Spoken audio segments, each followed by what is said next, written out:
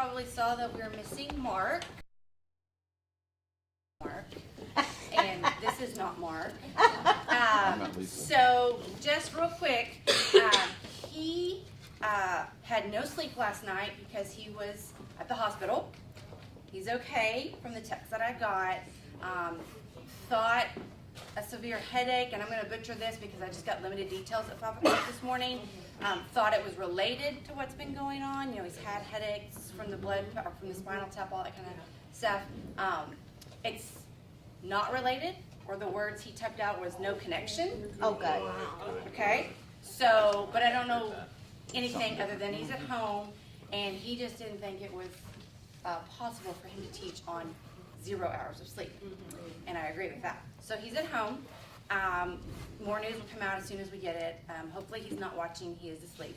I didn't get any more text messages after we replied back and forth this morning. So with that being said, we'll let you know. Jacob is going to fill in. He's got something going. So I'm going to send this around. Yeah, I'm going to send this around. We're still collecting, if you feel so inclined, for our class funds. As I told you, at the end of the month, I'll send out an email and kind of let you know what our total is and how much I'm deducting from our total for the volumes we're purchasing for some of our deceased class members in memory, and then we'll get notifications when those come in. So all that will come to you, but we're going to keep passing this around. If you've already contributed, thank you. Just keep passing it around. Jacob, I'm sorry, our name tags have disappeared. So hopefully you know everyone. And just so I'll you make know, up my own. okay, just so you know, when I got an email at 5 o'clock this morning, I dug out my parable. Okay, see my daughter colored on it, and I actually have notes on my iPad. So I was going to piecemeal together a parable lesson, being completely, you know, not the right person to do so. But Jacob's filling in. So just let you know, I tried with crayons and all. All right, with that, read it off to Jacob. Thank you guys. Ooh. Thank you. Y'all don't know this, but I arranged all of this. And so, which is a little scary, a little morbid, right? You guys should be careful about that. Anyway, I'm glad to be here with you again.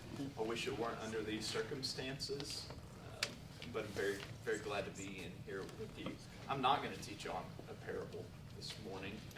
We're going to do sort of a compare and contrasting of two passages. This is something I think is really interesting and has really been speaking to me lately. But some general overview is, in most of you may know some of these things. It's really good for me to just have a refresher on it because I just forget. The Bible wasn't written with chapter and verse, right? And so it was written just as a story. And each book of the Bible, we're going to be using the Gospel of Mark. And the Gospel of Mark, if you sat down and read it straight through, would take about an hour. If you're a normal speed reader, it's probably a little faster, but I'm a pretty slow reader. And so it takes me an hour and 10 minutes to read through the Gospel of Mark. And this is probably how Mark intended the story to be heard. In this day and age, paper is very expensive. Each congregation doesn't have their own copy of the book. So one church congregation might have a copy of the Gospel of Mark in the beginning. And they would, one copy for the congregation. And the idea is that the person reading it would stand in front of the congregation and read the Gospel of Mark. All of it. Beginning to end. And that's your church service. That's your church time together. And so this book is written with the intention to be heard in big chunks. Now there's a tradition going back even to Judaism. We see it when Jesus goes to the synagogue and reads the scroll from Isaiah. There's already a lectionary in place, and so it's not bad that we chop up and read selected readings. I think that's a really great practice. But if we do that without ever taking in the book in its big arches, then we miss something really significant. We have some really fascinating research that's being done right now on tribes in the world today that are still oral cultures that have no written language. and how their brains work different. And I have to admit, a stereotype before I even started this. I assumed a tribe of people with no written language that still lives like that is probably not going to be as smart as we are, right? And nothing could be further from the case, actually. As far as we can tell, tribes that still live with primarily oral and oral histories have memories that are much better than ours. Much better. Because as soon as we could start writing things down, our memories were allowed to decline. They also, and this is the really fascinating thing to me, is they're also much better at perceiving nuance in story. And there's actually evidence to suggest that oral histories are preserved more accurately than written histories. Because in the copying of the text, you often get mistakes that happen, or people change things because they assume something is a mistake that's not. But in an oral history, if your brain is wired that way, you can remember and hold these nuances much better. And I think that's really interesting. So what we're going to do today is we're going to take two stories from the Gospel of Mark that are not next to each other, but are very close. And we're reading them with the understanding or the assumption that the author of Mark intended these stories to inform each other. That if you were taking this book in a sweeping arch, you would still have, the first story we're going to use is the rich young ruler. You would have the rich ruler story in your mind as you read the second story. And they would inform the way you interpreted one another if you held those things together. And it brings out some really interesting insights that I don't think we get when we read the stories just each other. All right? Any questions before we start reading? Okay. Mark 10 is where we're going to start. Mark chapter 10.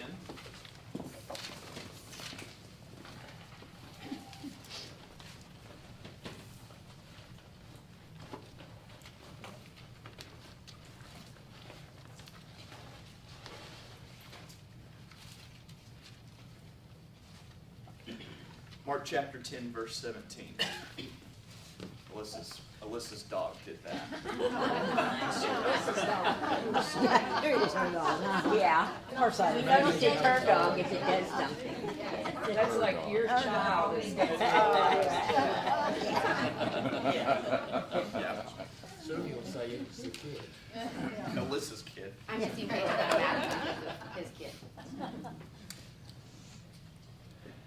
Mark 10, verse 17. As he was setting out on a journey, a man ran up and knelt before him and asked him, "Good teacher, what must I do to inherit eternal life?" Jesus said to him, "Why do you call me good? No one is good but God alone. You know the commandments. You shall not murder, you shall not commit adultery, you shall not steal, you shall not bear false witness, you shall not defraud, honor your father and mother." He said to him, "Teacher, I've kept all of these since my youth." Jesus, looking at him, loved him and said, "You lack one thing. Go, sell what you own and give the money to the poor, and you will have treasure in heaven. Then come follow me." When he heard this, he was shocked and went away grieving, for he had many possessions. Then Jesus looked around and said to his disciples, "How hard it will be for those who have wealth to enter the kingdom of God."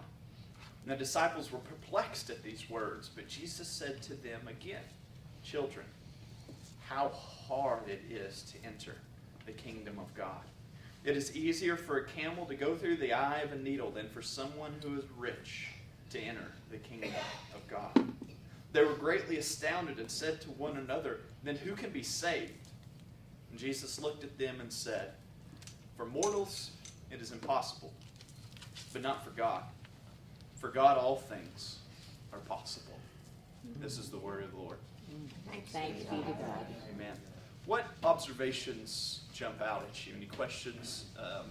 Things that you like, dislike when you hear? Anything that rubs you wrong about that story? I have it underlined. and a little star. He loved the man. He And loved I thought, the you man. know, isn't that neat? Yep. That he can love us with all of our little warts and things that are not perfect. He loved it. Absolutely. Yeah. It's such an important little line, right? The story arc doesn't change whether that's in there or not, but it carries some emotional oomph to it. That's the technical word, oomph? Yes, Just making sure. spell that. I think along with what she's saying, that love the man, well, we hurt God a lot, or we bump God a lot with what we do, and maybe he wanted us to go a different direction. And I think that's so hard to do. Not, I love the man, but if someone hurts you, Yep. but we hurt God on too much, way too much, and still love the man, and he still would consider, because people say, well, God, it doesn't hurt God, he loves us, but we do hurt God. We hurt him. Well, I mean, not intentionally sometimes, but just being human, I guess. I'm not Right. using an excuse, but we do. Yeah, we do. Yeah. Thank you.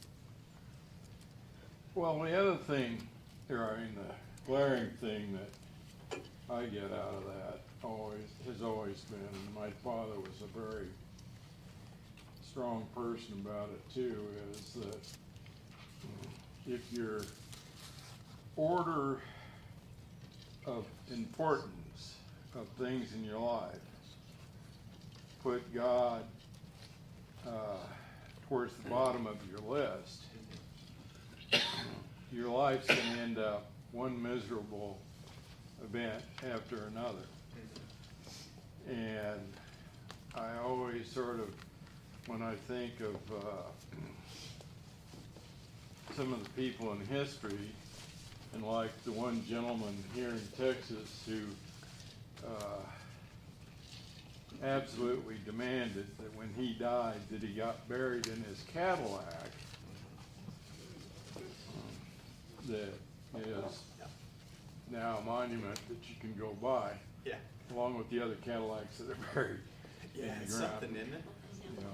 So what do you perceive is the rich man's motivation for coming and asking Jesus these questions in the first place? Because we don't know. It's all argument from silence, but we all sort of project motivations onto him. What do you think it is, Caroline? I was thinking that maybe he was hoping that God would tell him, or Jesus would tell him, well, son, you have done a great job. Right. I'm so proud of you. There's nothing you've left undone Yep. to reach the kingdom of heaven. Yeah. So maybe the motivation is looking for justification. Yeah, pat on the back, affirmation. I agree with that. He thought he had done everything, and the Lord said, oh no, you still have this, you need to give me everything you Right. have, and then you can enter the kingdom.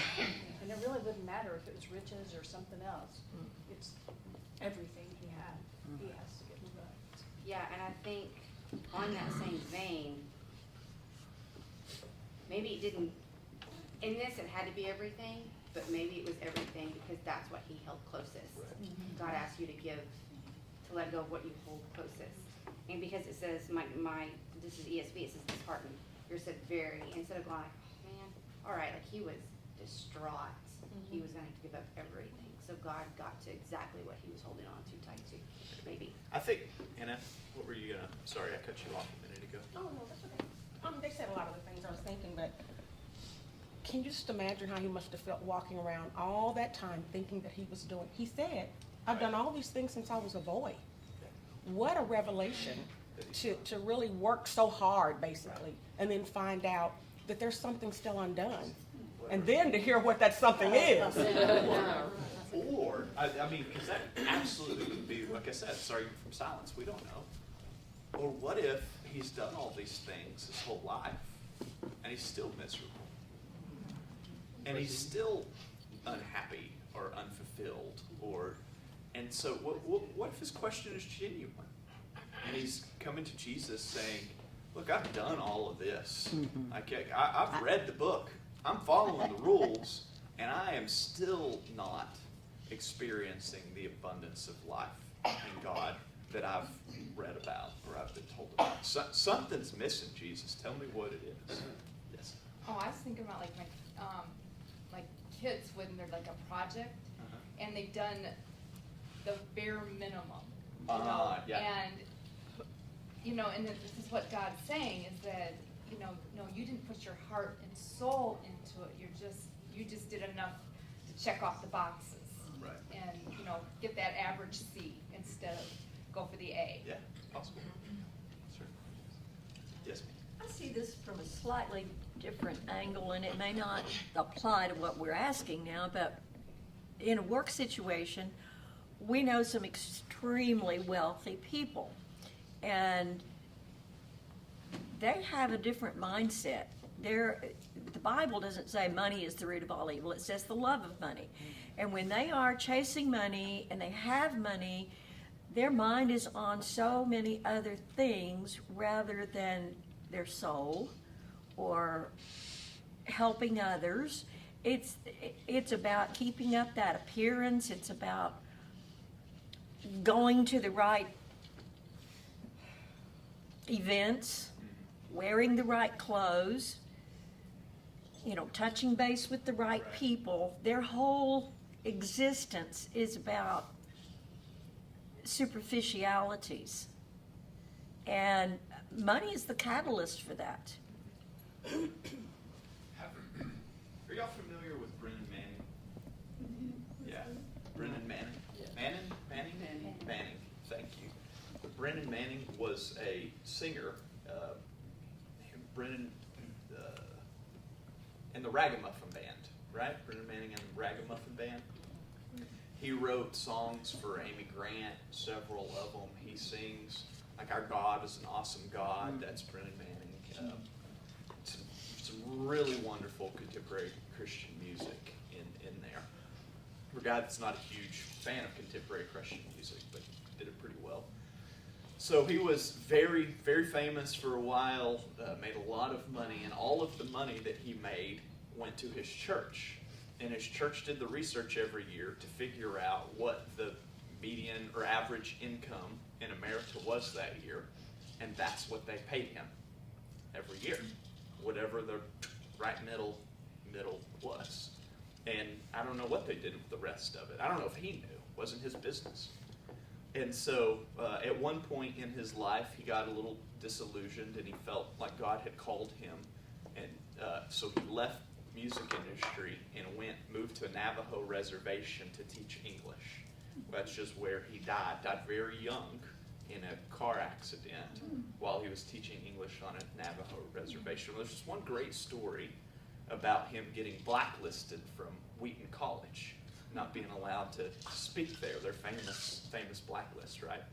He would wear, he didn't wear shoes anywhere he went. He was just sort of eccentric like that. So he gets up to speak at Wheaton, and he says, "You can tell me that I have to be born again to be saved, because Jesus says that to one person one time," speaking about Nicodemus in John 3.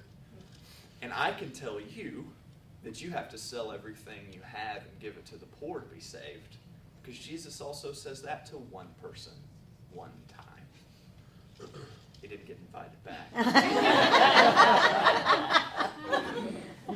What do you think about that story? It's a real peculiar,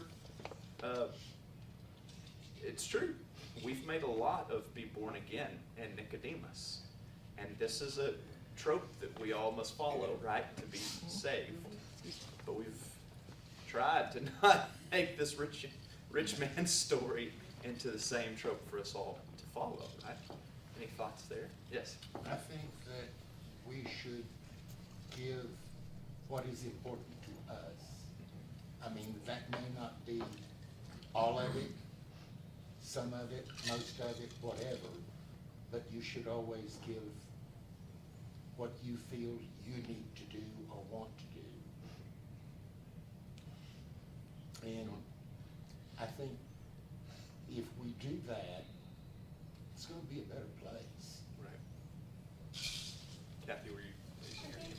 My personal experience says that whatever it is that I'm focused on in my life that is separating me from conscious and spiritual contact with God, that's the thing that has to go. Right. So I don't have an overabundance of money, so, so it's not gonna probably be as much that for me, but it's certainly other things. And it requires some discipline to be introspective enough to know who and what I am, what my motivations are, what makes me tick, why I act the way I do, in order to be willing to sacrifice this thing that's keeping me, that's putting a barrier between me and fully connecting with God. That's good. Yeah. I'm going to let that be the wrap up on this story. And we'll move on to our second text, which is just a couple of verses down the road. It's still in it's still in Mark 10. It starts in verse 46.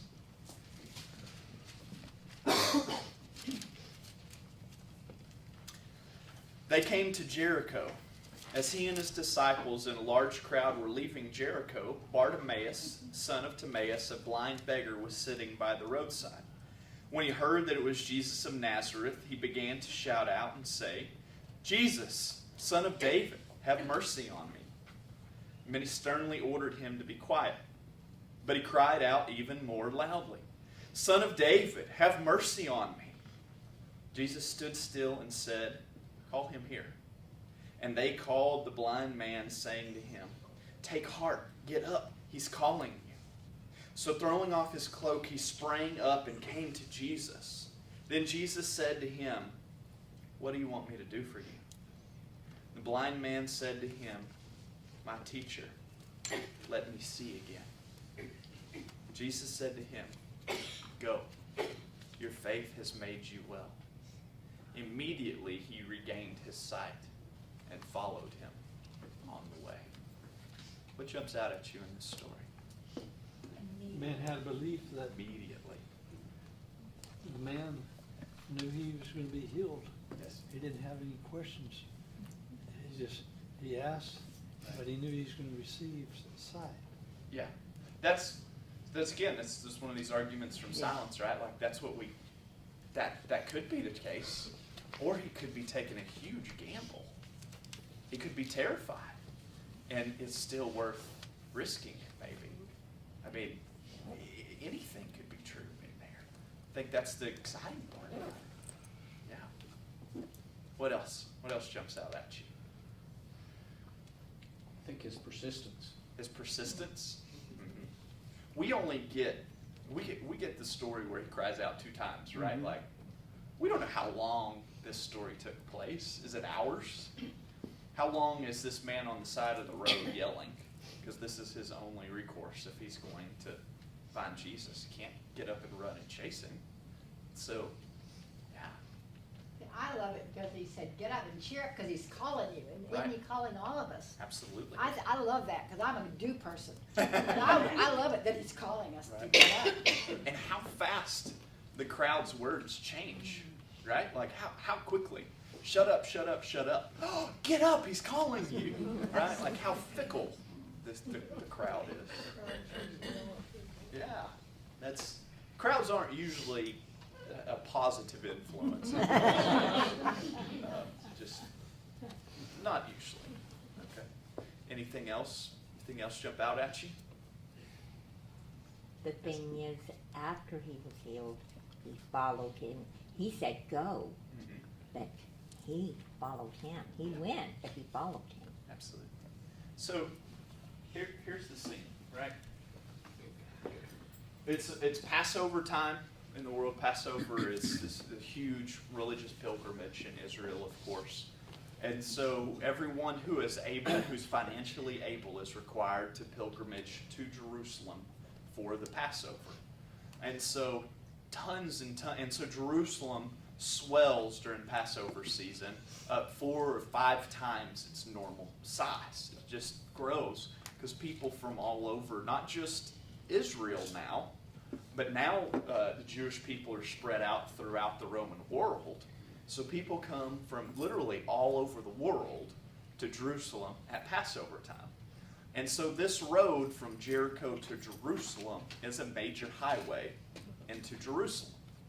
And so there are tons of people traveling this highway to make it to Jerusalem at Passover season. There would be crowds and crowds along these roads. So you can see the appeal for a beggar when a bunch of religiously motivated people are traveling the road, and almsgiving is part of their religious duty, right? You would take advantage of this situation as best you can. And this isn't a world where beggars are barely getting by, often starve to death. They're not, it's a very difficult world to be blind, to be ill, to be a beggar.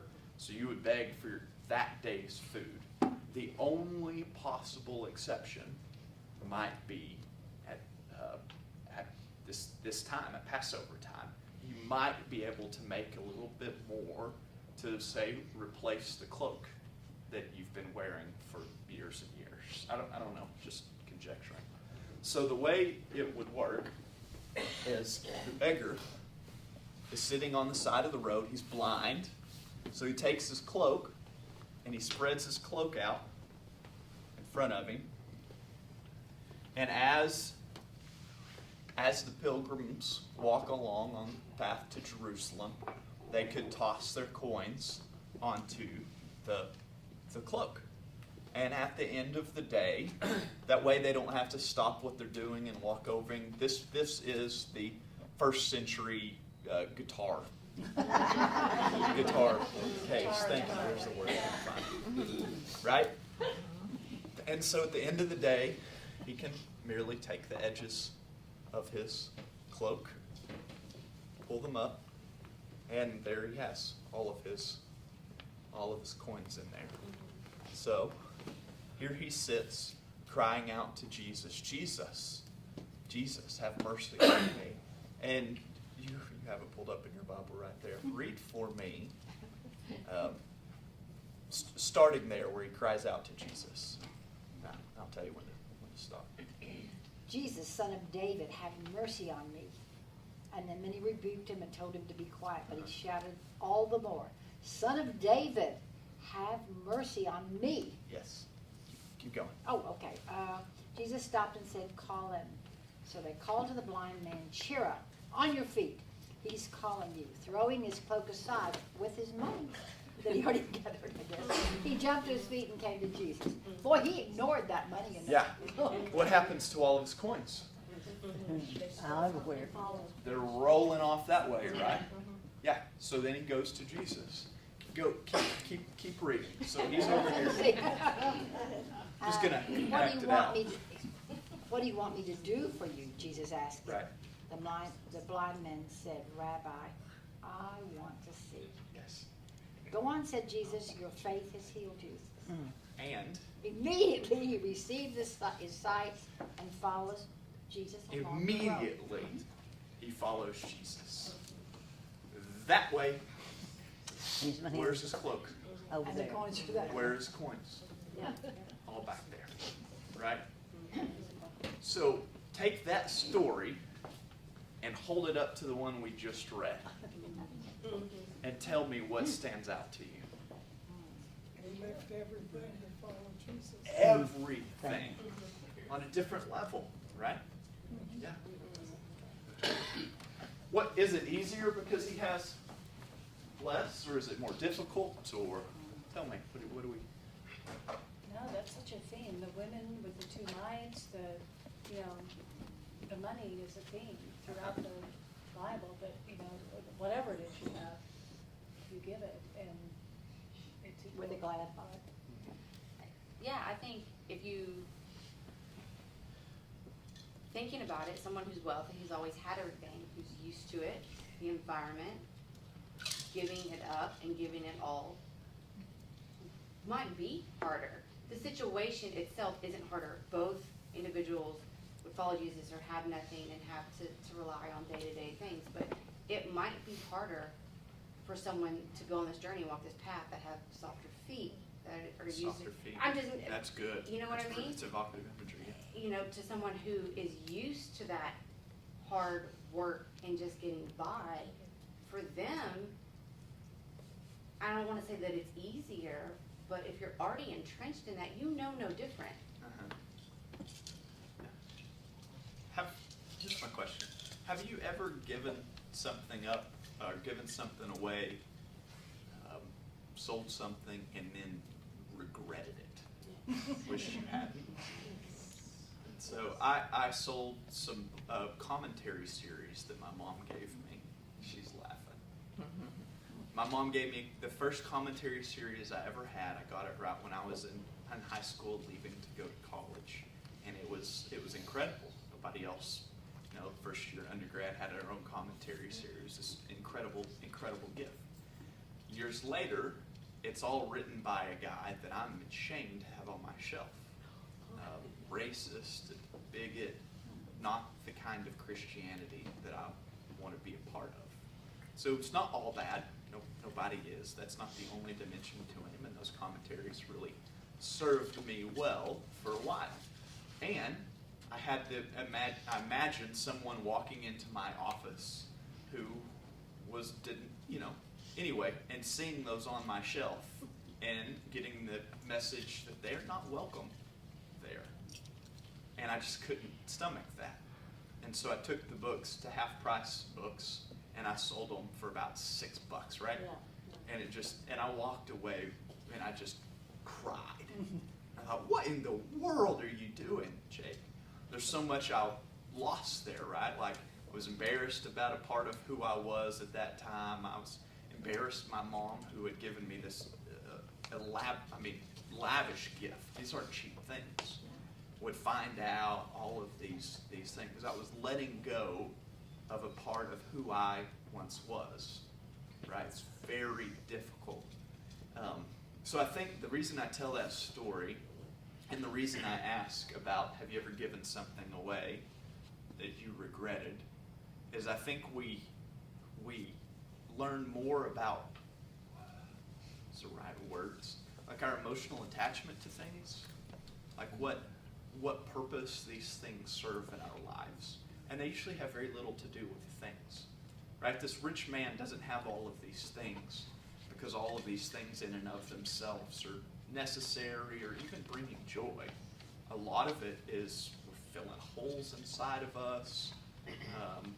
It's a plethora of different reasons. And it's hard to give things up, I believe. Whatever they are, not just physical things, but maybe a grudge that I've been carrying. Sometimes it's hard to give those things up because I don't know what life without them is going to be like. I'm comfortable, I'm familiar with what life is like with this thing or this grudge or this resentment I have, but I don't know what life will be like if I give it up. And, if I'm honest, I'm not sure life is going to be better, right? So that's the challenge, I think, that this rich man faces. It's a gamble. Is getting rid of all of his things and following Jesus really going to give him the better life? The life that he's really after, that his soul longs for? He doesn't know. And this blind man knows it, and knows it fast, right? Rabbi, I want my sight. Boom, here it is. He already has something that's far more valuable to him than the coins he leaves behind. Any questions, thoughts, comments? When you asked that question, I had just the opposite reaction. Have you ever given anything up that you've been, upset about? I have been on a great purge in my house after reading The Magical Art of Tidying Up, which I highly recommend. This is good. This is exactly where we're going. I know. And so my mom has been here, and we have filled up the entire back of her car with books. I'm terribly attached to books. I mean, we went to Half Price Books yesterday or the day before. Been twice. Oh, we've been twice, and I mean, I've given away so many books. As I'm going through saying, are you sure you want to get rid of I them? know. And it has wonderful to get rid of those books, and I have more space. And I didn't even get any more books. Because I have so many I have not read yet. So. My mother did though. Yeah. No, My mom had more trouble. that's exactly sort of where we're going. Yeah, it's with, great. With this. And it does make you really, in The Magical Art of Tidying Up, They say you need to pick up everything and say to yourself, does this item really bring me joy? And if it does not, get rid of it. Last night, I said, this is a good grater. What are you throwing it away for? She said, it doesn't give me joy. And I thought, So please go get the magical art of tidying. I'm getting the eyes over here because I'm I'm not not reading getting rid of that book. books. I am not reading that book. Oh my gosh. Yes, I tell you. I did not regret this lesson already. I should have taught the parable. I would say it's hard though, because it's one thing to be on the boat, and it's another thing to say, come out and walk on water, come Yeah. with me. Yes. To me, it's two sides of the coin, and I would say it's easier to be in the boat with the books, etc., and just be like, I like it here. Right. And it's another thing to step out and say, come with me. Yeah. I mean, that's a leap, it's a leap of faith, and that's what this journey is about. Kathy, you raising your hand? I rarely quote Janis Joplin in church.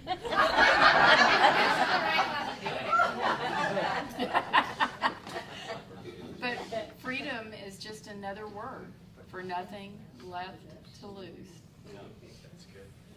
This is a interesting story in that. So the name Bartimaeus, Bar means son of, Timaeus.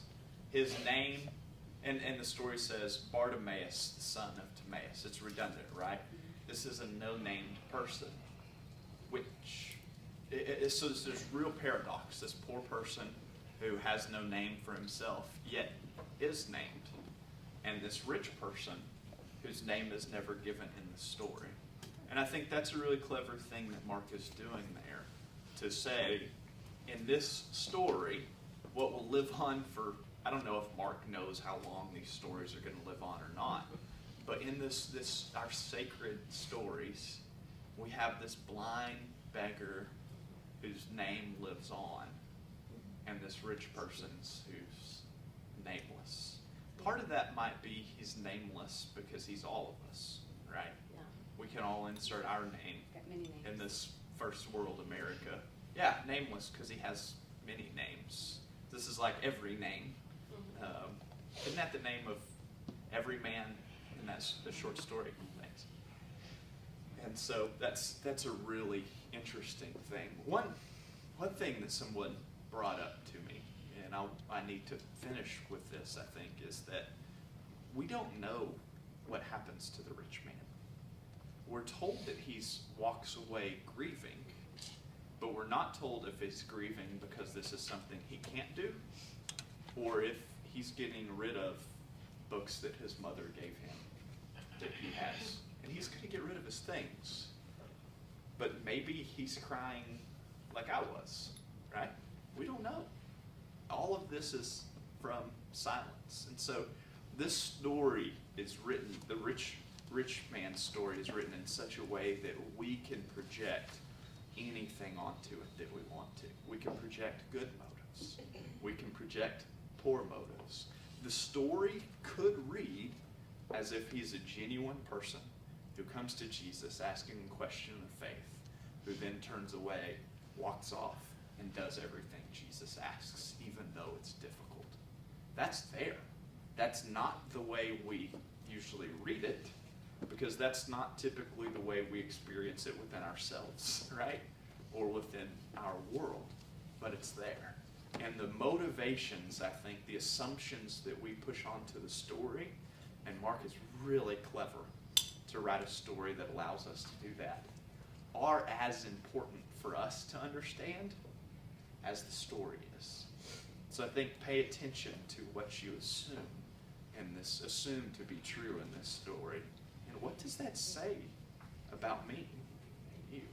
It's really interesting. Yes? I think what I saw too is in the first story, even the disciples are sort of confused by it. Like they need to be told it a second time. Mm-hmm. Where the latter story, I mean, there's so much emphasis.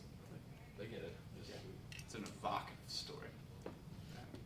All right, we're going to shut her down right there and start. We need to start doing prayer time, I think. 10 minutes, is that about how long? Mm-hmm.